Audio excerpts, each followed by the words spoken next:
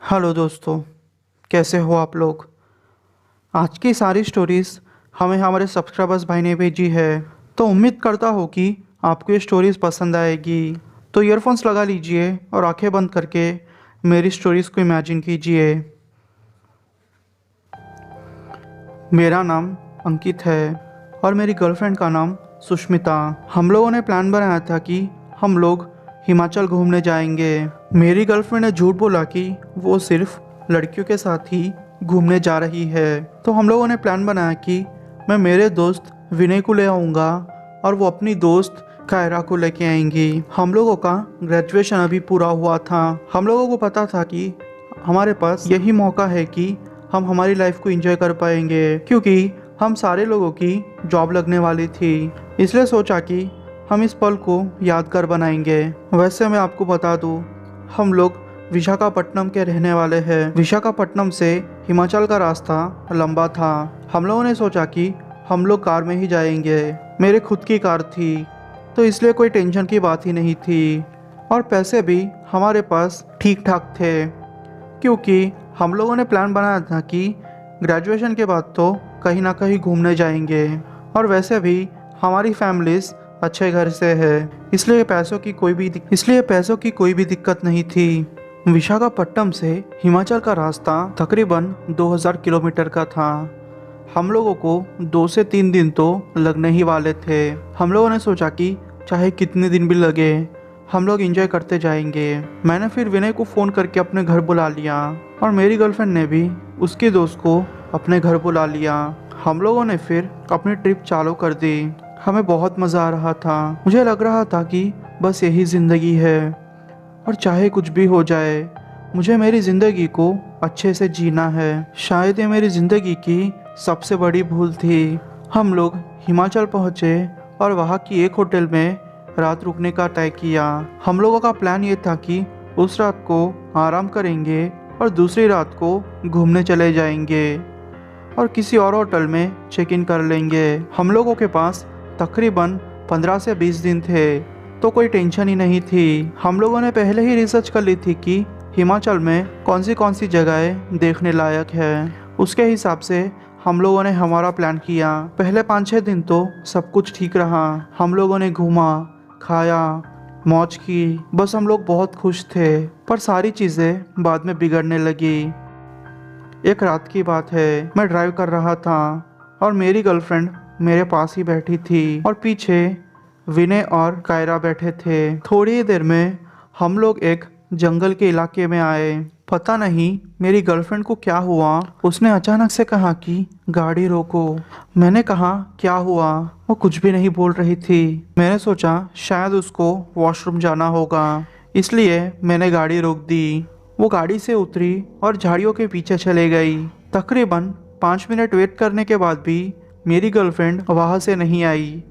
मुझे उसकी चिंता हो रही थी, इसलिए मैंने कायरा को कहा कि कायरा जाओ और देखो कि आखिर चक्कर क्या है। कायरा गई और थोड़ी ही देर में उसके चिल्लाने की आवाज़ आई। मैं और विनय दौड़ते दौड़ते वहाँ गए तो देखा कि मेरी गर्लफ्रेंड बेहोश पड़ी है और उसके नाक से खून निकल रहा था। मैं टेंशन में आ गया। उसकी सांसें अभी चालू है। फिर मेरे जान में जान आई। मैंने फिर उसके मुंह पे पानी छिड़का और थोड़ी ही देर में वो होश में आ गई। मैं बहुत खुश था। फिर हम लोगों ने एक होटल में चेक इन किया और वहीं पे सो गए।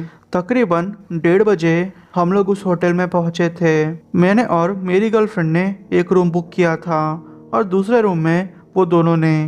रात के 3 बजे थे। कुत्तों के भौंकने की आवाज़ आ रही थी।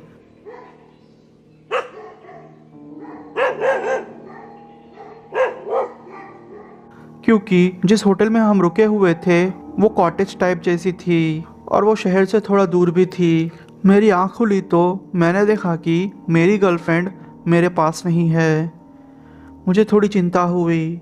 मैं उठकर बाथरूम चेक किया, पर बाथरूम में भी कोई भी नहीं था। फिर मैंने सोचा कि शायद वो विनय उनके रूम में गई होंगी। फिर मैं विनय के रूम में गया और उसकी रूम चेक की। उसके रूम में मेरी गर्लफ्रेंड नहीं थी। मैंने फिर दोनों को कहा कि मेरी गर्लफ्रेंड गायब है। वो लोगों ने कहा कि भाई तू चिंता मत कर, कुछ भी हो जाए हम उसे ढूंढ के ही रहेंगे।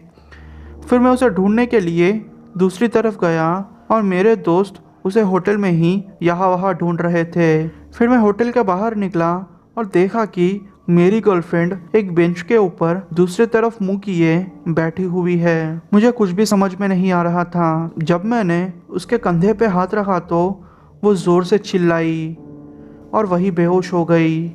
मैंने ज़्यादा सीरियस नहीं लिया।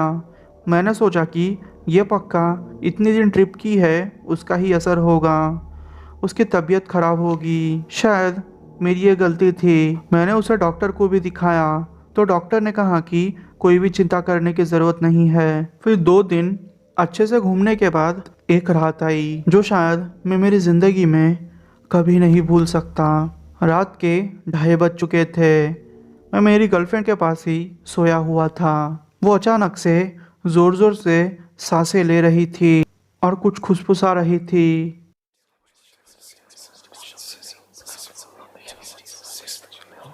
मैंने फिर उठ के देखा तो वो मेरे ही तरफ घूरते हुए देख रही थी। उसकी आंखें एकदम से काली हो गई थी। वो जोर जोर से चिल्ला रही थी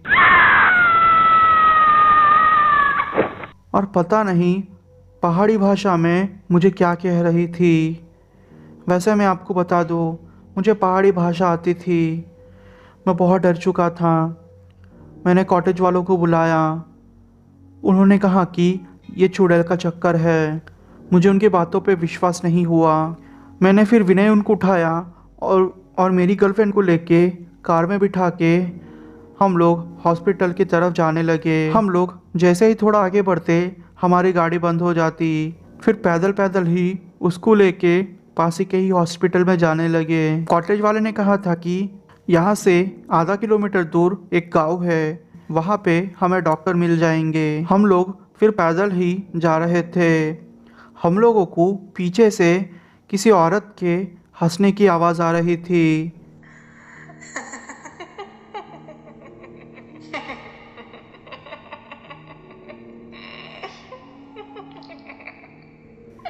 हम लोगों ने ज़्यादा नहीं सोचा क्योंकि मुझे पता था कि मुझे पीछे मुड़ के देखना भी नहीं है। हम लोग और थोड़ा आगे बढ़ते गए।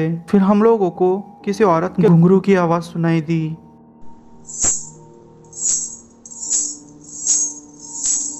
जैसे तैसे करके हम हॉस्पिटल में पहुंचे, पर उस हॉस्पिटल वाले ने कहा कि यह हमारे बस का नहीं है, इसके लिए किसी बाबा को बुलाना पड़ेगा। फिर हॉस्पिटल वालों ने बाबा को बुलाया। मेरी गर्लफ्रेंड का झाड़ फूक किया गया, तब जाके वो ठीक हो पाई। बाबा ने कहा कि जब ये लड़की जिस जगह पे वो वॉशरूम के लिए बैठी थी वो जगह किसी चुड़ैल की थी। उस चुड़ैल को इसकी हरकत पसंद नहीं आई, इसलिए उसने सोचा कि वो उसे अपने साथ ही ले जाएगी। पर अच्छा हुआ तुम लोगों ने उसे मेरे पास लाया और वो ठीक हो गई। ये तावीज़ लो और इसे पहना देना और इस तावीज़ को कभी मत उतारना और गलती से भी उस रास्ते से फिर मत गुजरना। ये घटना मेरे दादाजी के साथ घटी थी। मैं मैंगलोर का रहने वाला हूँ, जो कि कर्नाटका के एक शहर का नाम है। तो हुआ है कि बात बहुत साल पहले की है। मेरे दादाजी कुछ फंक्शन अटेंड करने के बाद अपने घर की तरफ आ रहे थे। वहाँ के लोगों ने उनको कई बार कहा कि वो रुक जाए और दूसरे दिन चले जाए, पर मेरे दादाजी थोड़े ज़िद्दी थे, इसलिए उन्होंने वो लोगों की बातों पे ज़्यादा ध्यान नहीं दिया और कहा कि वो बस घर जाना चाहते हैं। वो अपने हाथ में टॉर्च लेके घर की तरफ निकल पड़े। तो ऐसा था कि उनको घर जाने के लिए 2 रास्ते थे।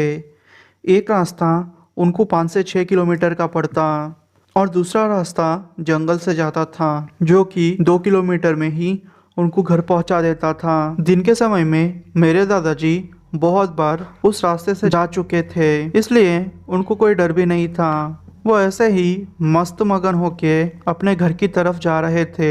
उन्होंने जंगल आधा पार किया होगा कि उनको अचानक से पीछे से किसी औरत के घुंघरू की आवाज़ आने लगी। वो आवाज़ ऐसी थी कि कोई घुंघरू पहन के एकदम से दादाजी के पीछे आता हो और बस खड़ा हो जाता हो। मेरे दादाजी समझ गए थे कि ये चीज़ क्या है। मैं आपको बता दूं कि हम लोग उस चीज़ को मास्ती कहते हैं। मास्ती का मतलब ये है कि एक रूह जो यहाँ से वहाँ भटकती रहती है। दादाजी को पता था कि करना क्या चाहिए, इसलिए उन्होंने अपने सारे कपड़े उतार दिए और उन कपड़ों पे टॉयलेट कर दिया और फिर आगे बढ़ने लगे। दादाजी को एक पेड़ दिखा जो कि पवित्र माना जाता था। उस पेड़ को हम लोग केरडा कहते हैं। पता नहीं आप लोग क्या कहते होगे। उन्होंने उस पेड़ की डाली ली और उस रूह को गालियां देते देते घर तक पहुंचे। फिर उन्होंने ठान लिया कि अब चाहे जो भी हो जाए उस रास्ते से वो फिर कभी नहीं जाएंगे।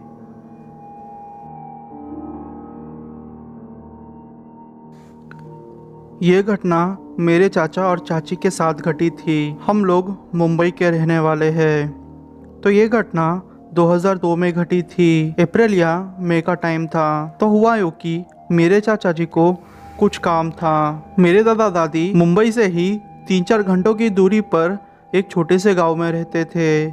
चाचा को भी वही जाना था, तो वो अपने दोस्त को लेके वहाँ पे चले गए। वो शाम में ही घर आने के लिए निकल गए। रास्ते में मेरे चाचा जी का और उनके दोस्त का बुरी तरीके से एक्सीडेंट हो चुका था।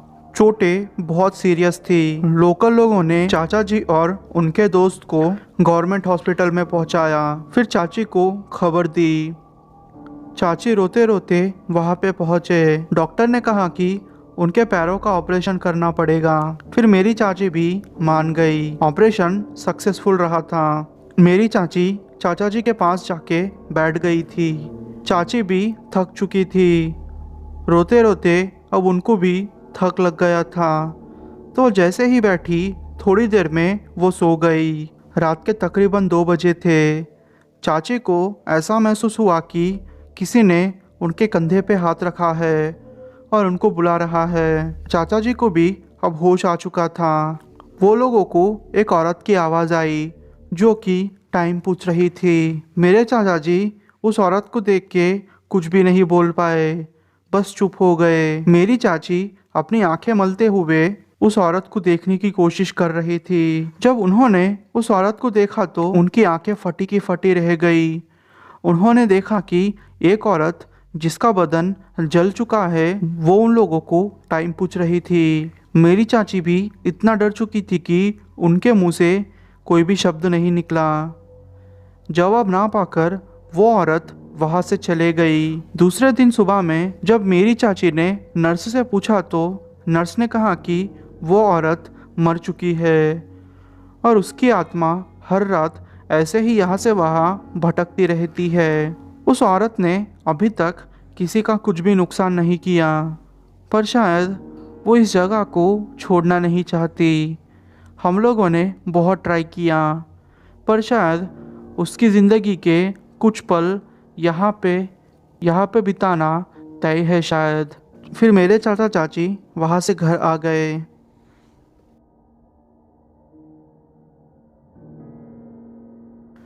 मैं वेस्ट बंगाल का रहने वाला हूँ। ये घटना मेरे और मेरे मम्मी के साथ 2015 में घटी थी। तो हुआ यूँ कि हम लोगों को घूमने का बहुत शौक था। हम यहाँ से वहाँ घूमा करते थे। ऐसी कोई भी जगह इंडिया में नहीं होगी कि हम लोगों ने नहीं घूमी होगी। टाइम मिलते ही हम लोग इंडिया की सारी फेमस जगह घुमाया करते थे।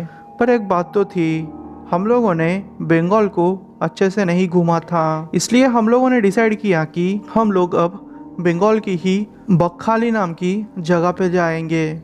मैं, मेरे मम्मी और मेरे पापा तीनों मिलके वहाँ पे चले गए। सारा दिन ट्रैवल करते करते हम लोग थक चुके थे।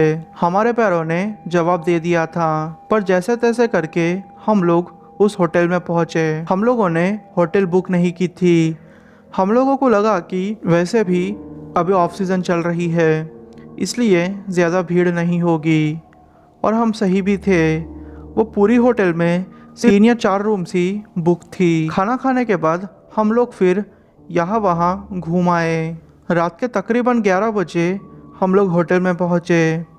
मेरे पापा को नींद बहुत आती है और वो गहरी नींद में सोते हैं, इसलिए वो जैसे ही बेड पे गिरे वो सो गए। मैं और मेरे मम्मी इतना जल्दी नहीं सोते थे।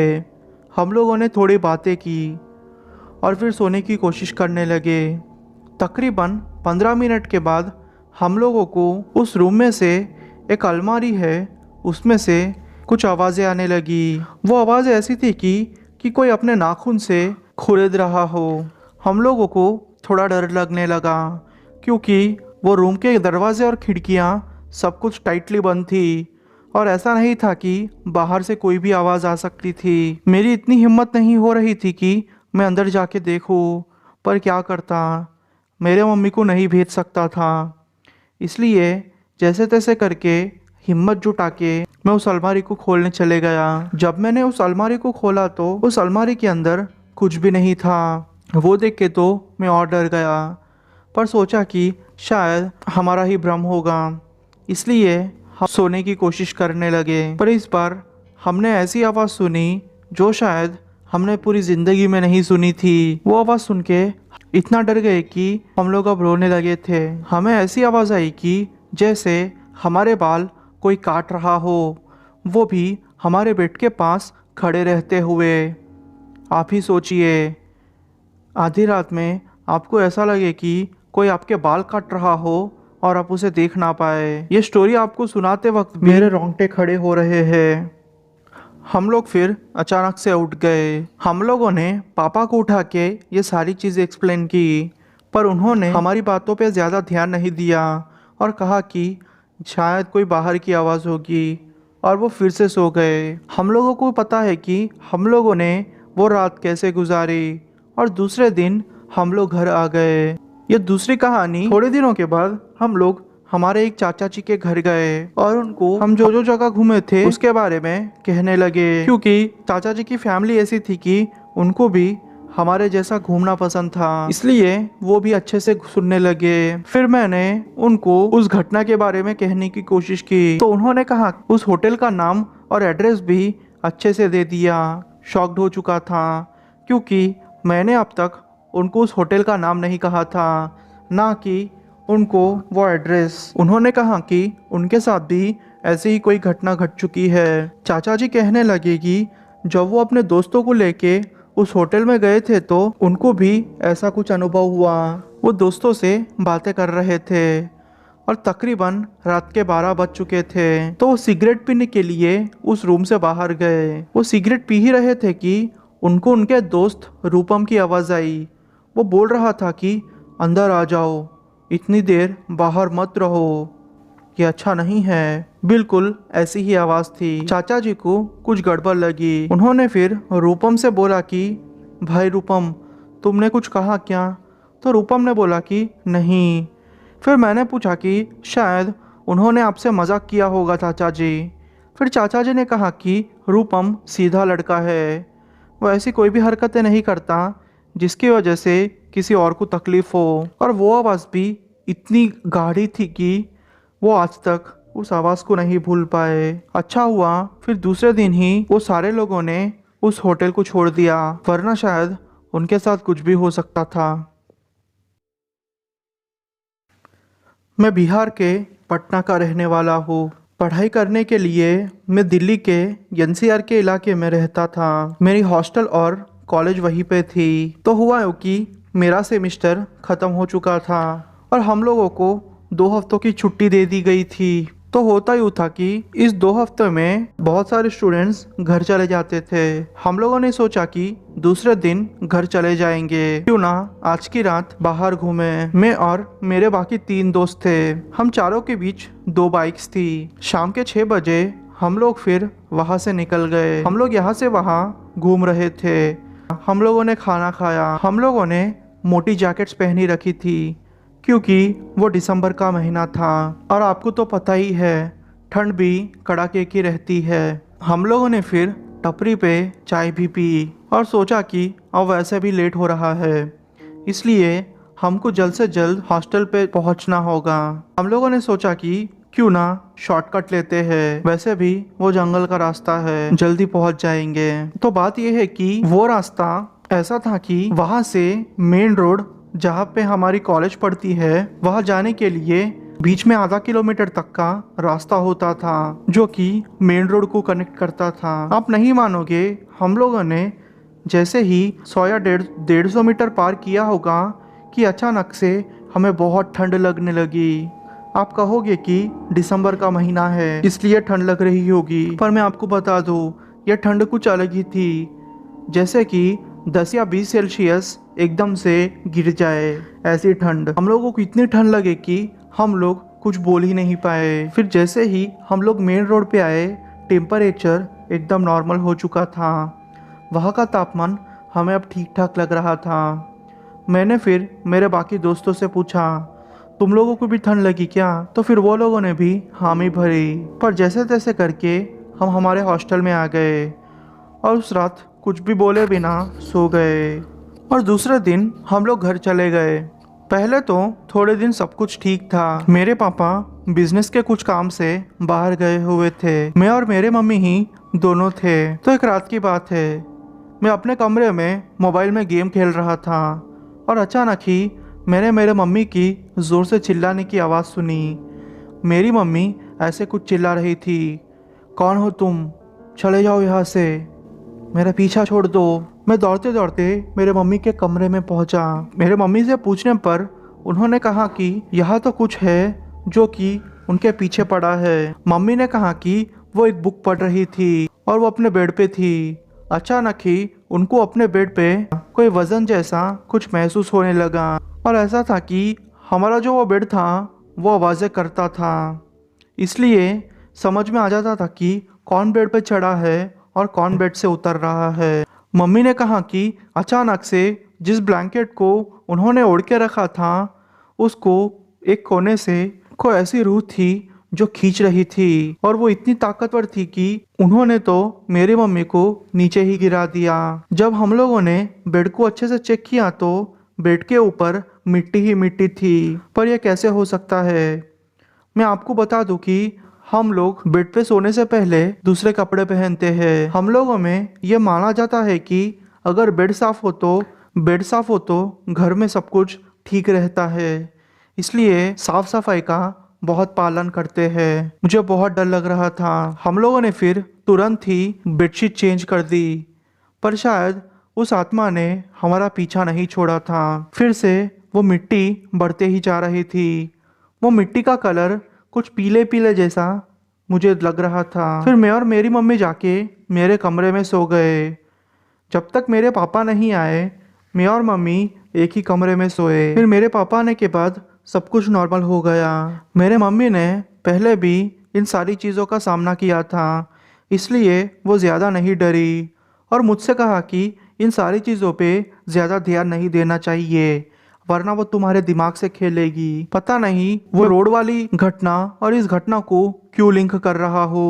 मैं आपको बता दूं कि जो मिट्टी हॉस्टल आने के बाद मैंने अपने जूतों से झटकी थी, वही मिट्टी मैंने अपने बेड पे देखी थी, बिल्कुल पीले रंग की। शायद इसलिए मैं ये सारी चीज़ें लिंक कर रहा हूँ। पर अच्छी बात थी कि हम लोग बच गए थे।